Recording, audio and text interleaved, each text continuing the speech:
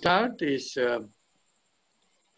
Pakya also mainly the exam going.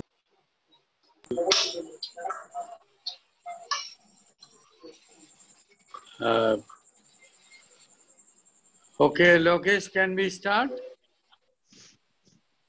Yes, sir. You can start. Okay. So what we were talking is, I think Alan has joined. We are actually in the middle of the class. The talking about Parkinsonism plus differential. In one of the exams in Trivandrum, they asked a lot about Parkinsonism plus. Of course, it depends upon the examination center, and so we will be ready. I will repeat what I said. There are 5 major differential diagnoses coming under Parkinsonism plus. One is PSP, the other is MSA-P, third is corticobasal degeneration, fourth is Lewy body dementia. I will say it again, PSP, MSA, corticobasal CBD, corticobasal degeneration, Lewy body dementia. These are all patients with Parkinsonism plus something else. But we can, very simple thing, but we can do today is to look at what is the extra. PSP, mainly the vertical gaze. That is upward, downward gaze. Next common thing is saccadic movements, jerky movement, cogwheel type of saccadic. The third difference is the stooped position is not there in PSP. It will be actually more like a neck retracted, extended, rather than in Parkinsonism, neck universal flexion posture. The difference is Parkinsonism with a straight posture or a neck backwards rather than forwards like PD, Parkinson's disease. Think of PSP. The next difference is PSP tremor is very seldom, is minimal, whereas Parkinson's disease, tremor is a very prominent symptom. PSP, the face looks more like what they call a perpetual surprise look. That means eyelids are retracted, eyelids are open, face is also fixed, a tonic grimace. Something like eyes, when you are surprised, the eyes will be open. That type of a look is more common in PSP. So I will repeat the main findings. That is, in PSP, tremor is less. Falls are early. Vertical gaze, saccadic movements, retracted eyelids with open eyes like a surprised look. No universal flexion. And the MRI shows mouse ear appearance. Some people call it Mickey Mouse sign.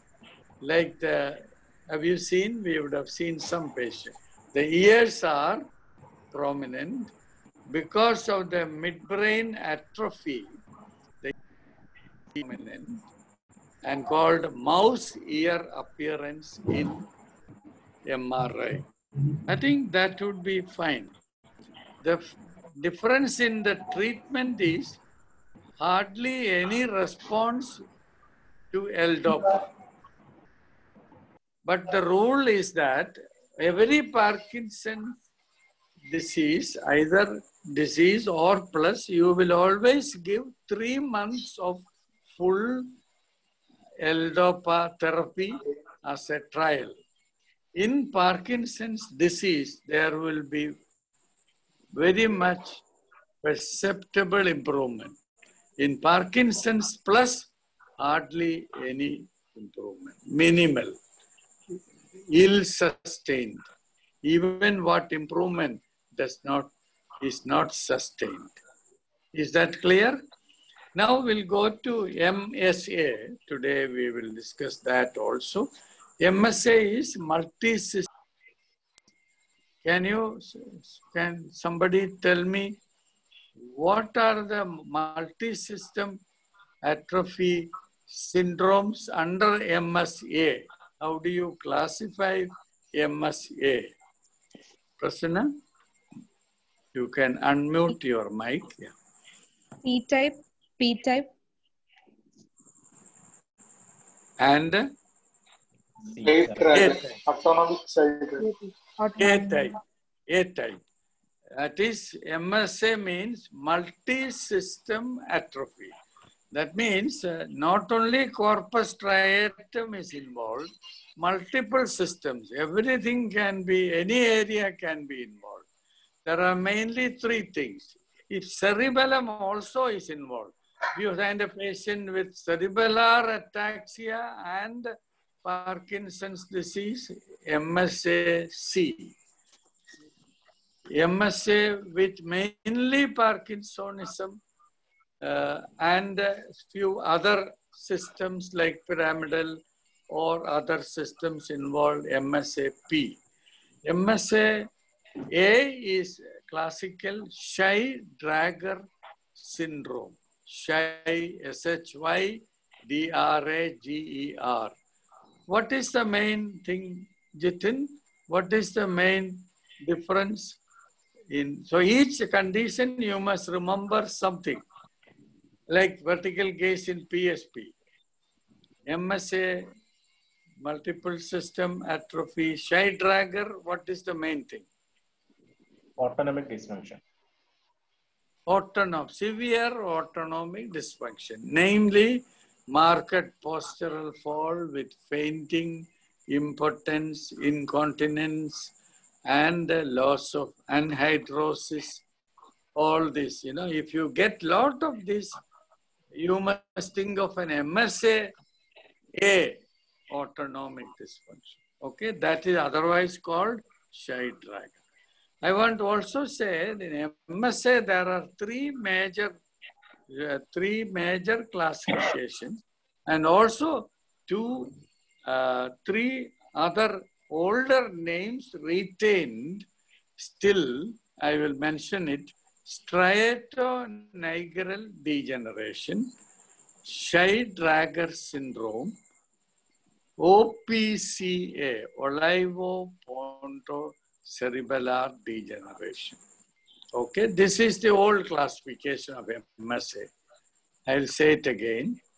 So MSA classification, there are two classifications. One is the old classification and consists of three diseases. Striatonigral, obviously there will be Parkinsonism. Shy-Drager, autonomic. OPCA, olivopontocerebellar. Pons, so there will be pyramidal signs. There will be cerebellar signs. You can get OPCA. This is the old classification. The other one which we already, MSA-CPA. Is that clear? One thing to remember is that vertical gaze abnormality is not pathognomonic of PSP. It can be there in other Parkinson's plus disorder, but marked vertical gaze, marked saccadic gaze, jerky saccadic is in favor of PSP. And that neck straight or retracted, no tremor, we already said that. MSA, again, what's the difference between classical PD? PD means Parkinson's disease, idiopathic Parkinson. Tremor is less. In MSA also, tremor is less. relatively symmetrical onset in MSA compared to Parkinson's disease. Response to L-DOPA is poor in all such cases. What is hot cross bun appearance in MRI? Is Bhakia here? Hot cross bun. That's a good thing to remember when we are hungry. Anybody remembers hot cross bun? It is actually MRI finding in MSA P. Type C. That is because of the pontocorticopontocerebellar fibers are atrophied. In the MRI, it will look like a hot cross, 4 parts, because the tracks are atrophied. That's just a curiosity thing you can remember. I think we will stop here. We will continue the Parkinsonism plus corticobasal Lewy body disease, Segawa syndrome, all that we will touch upon next week. So what we were trying to do is how to answer the questions in terms of stroke. Think of the site of obstruction, then Parkinsonism plus PSP and MSA, we have finished. And I wanted to ask one question before we stop. Certain question answers, how you answer. One, what are the reversible causes of dementia? It's different from Parkinsonism. It's a standalone Viva question. Lokesh, reversible causes of dementia. In other words, most of the common dementia like Alzheimer's are not reversible. Lewy body dementia, those are not reversible. So when you have a patient in the OP, in the ward, saying I have memory loss, Mini-Mental Scale shows memory problem. The first question, is it a reversible cause or a non-reversible cause or partially treatable cause? So one of the questions asked is, what are the reversible causes of a dementia? Yes, Lokesh? Sir, vitamin deficiency, thiamine, B12 and B6 deficiency, hypothyroidism, hypoparathyroidism, normal pressure hydrocephalus. Yeah, I would suggest only say 3 because main thing, hypothyroidism, B12 deficiency, NPH, okay, normal pressure hydrocephalus. So what is the rule of answering is that the common things should be mentioned first, okay? The others are not as common in dementia. So 3 would be fine. If you say 3, you will get the full mark. Hypothyroidism, B12 deficiency, normal pressure, hydrocephalus. Okay? So there you have a rule how to answer. One is answer fairly quickly. Second is, when the list, you have 3 to 5 conditions for many questions, order it in the order of, say it in the order of commonness. Don't say a rare condition first. That's an answer, rule of answer for everything. For example, hemoptysis. Don't say, what will you say? For example, causes of hemoptysis. Prasanna? Lower respiratory tract infection. That's not good. The sense, we must first say pulmonary tuberculosis, isn't it? That's the way to say. Lower respiratory infection is a very broad, and then you'll have to ask what lower respiratory. So in the examination, the rule is that no general headings like in theory. Okay, just commonness of the disease. How will you say? Like you must say that pulmonary tuberculosis, bronchiectasis, rarely bronchitis, then bronchogenic carcinoma, pulmonary infarction. You understand? So this is the way to answer. About 3 to 5 causes of nerve thickening. We will take it up next week. How to answer is an important thing. Okay? Is that only points? Just tell the names and in the order of commonness. Is that okay? Fine. So we will stop here. Next time, Monday, we will continue. Tuesday, Nikhil will take the class. And every time we will also, I will ask you a few questions also to see how well you are answering. Because in the clinical examination, there is only little time with the examiner. The way you answer must give them the idea of your knowledge and the organization. And that is the purpose, more geared towards the exam at this moment. Okay? So we will stop here. Next time when who is booking the thing, can you book for 2? So that we will have 1 hour. Too early itself, you can have 2 Zoom bookings. If some people have the Zoom subscription, that if they book it, you can go beyond clear ophthalmoplegia 1.5, that type of thing, a simple way of learning from the neurologist, that will be helpful.